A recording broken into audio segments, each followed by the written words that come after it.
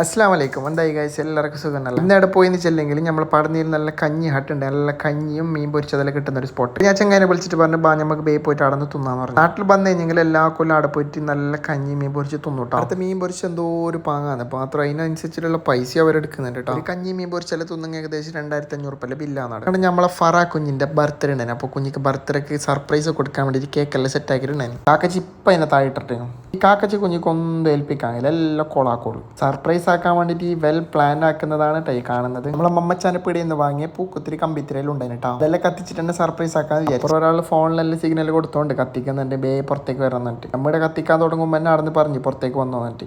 അപ്പൊ തന്നെ സാധനം കത്തിയില്ല, ഞാൻ പഞ്ഞോട് പോയി ഡോർ പൊടിച്ച് നിന്നാട്. അങ്ങനെ രണ്ടാമത് അതിലേക്ക് കത്തിച്ചിട്ട് അവർ അതിലെ പുറത്തേക്ക് മെല്ലെ വന്ന്. ഒക്കെ സർപ്രൈസ് കൊടുക്കുന്നത് അനക്ക് തന്നെ അറിഞ്ഞിട്ടുണ്ടായിട്ടാ. അവൾ ഉപ്പാന്നിട്ടാ സർപ്രൈസ് എല്ലാം ആക്കിയത്. എല്ലാവരും കാസർഗോഡ് പോയിട്ടുണ്ടായിരുന്നു. കാസർഗോഡ് പോകുന്ന വഴിക്ക് അവൾ ഉപ്പ എല്ലാം സെറ്റ് ആക്കിയിട്ട് വെച്ചിട്ടുണ്ടായിരുന്നു. മാഷാ അല്ലാ, അവൾ നല്ലോണം സർപ്രൈസ് ആണ്. ഇതാണ് നമ്മളെ ഫറാ കുഞ്ഞി.